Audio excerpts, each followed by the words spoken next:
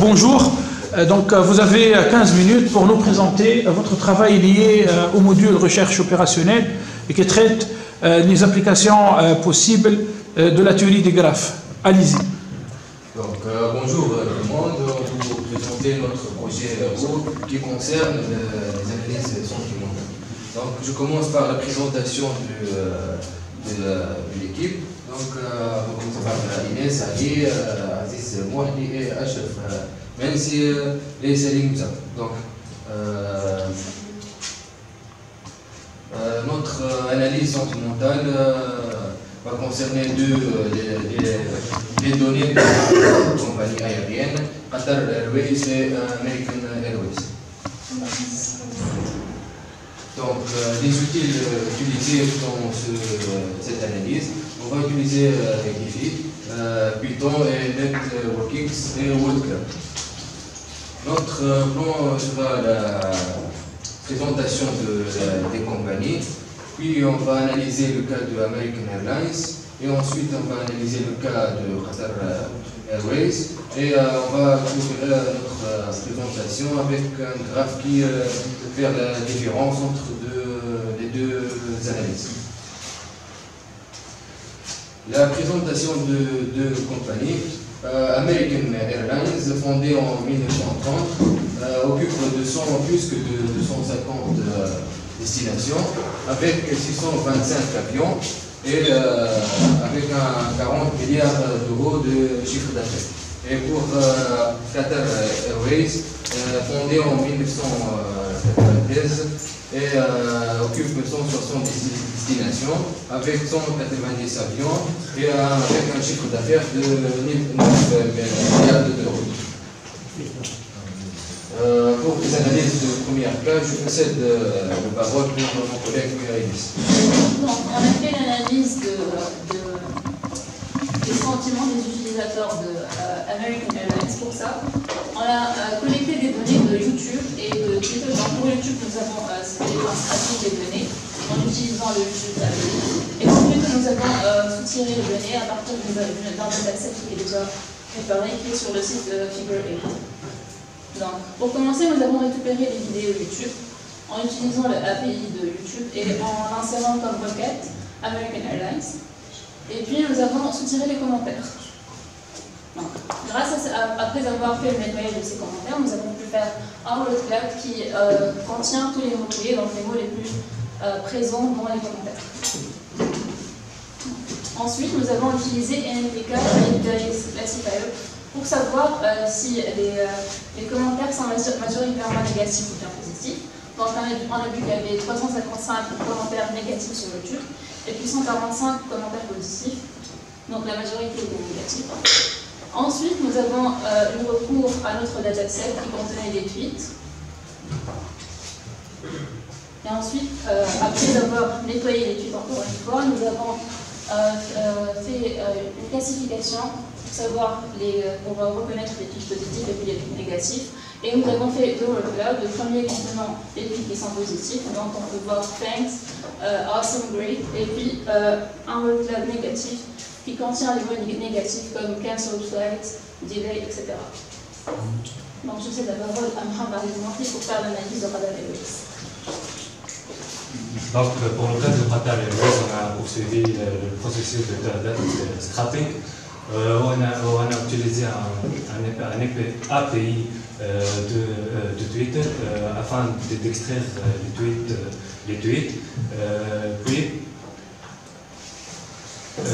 Puis on a poursuivi la procédure de pre-processing qui débute avec le data scrapping dont je parlais dans notre slide, et après on a fait en sorte de nettoyer ces tweets, c'est-à-dire on a commencé par éliminer les mots vides tels que is, the et autres. Puis on a fait en sorte de retirer des signes spéciaux tels que les points d'exclamation et les points d'interrogation. Puis on a fait l'étape de la limitizing, et c'est le fait de prendre la racine de mots Puis on a poursuivi le stemming. C'est le fait, en fait, de collecter les mots et les collecter, les mettre dans un même raciste tel que grand et grande. Il appartient à la grandeur. Ensuite, après le nettoyage, on a fait l'étude de la moyenne de longueur de chaque des tweets et on a trouvé 128,38. Puis on a utilisé le code afin de trouver le nombre de likes et le nombre de tweets. Puis on a présenté la série temporelle. En fait, elle présente la longueur moyenne des tweets dans le mois de décembre. Dans le mois de décembre, on constate une oscillation dans le graphe, ce qui prouve que l'importance des tweets est au cours de ce mois. Puis on a présenté les likes et les retweets en utilisant ce graphe. En fait, les lignes bleues représentent les likes et l'oranger représente les tweets. On constate en fait au début qu'il y a une importance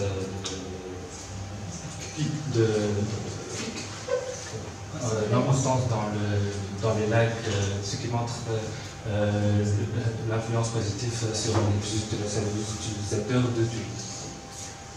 Après le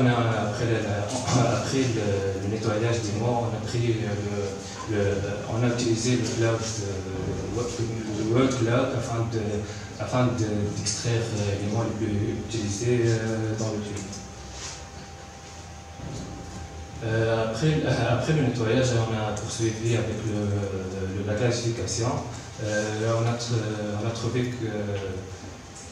On a trouvé le pourcentage de chaque tweet positif et neutre et négatif. On a trouvé que le pourcentage des tweets positifs c'est 53%, pourcentage des tweets neutres 38%, le pourcentage des tweets négatifs c'est 9%. Ensuite, on a présenté le diagramme circulaire afin de présenter les tweets positifs et les négatifs. 13,9% pour les tweets négatifs et 86,1% pour les tweets positifs. Après, on a poursuivi.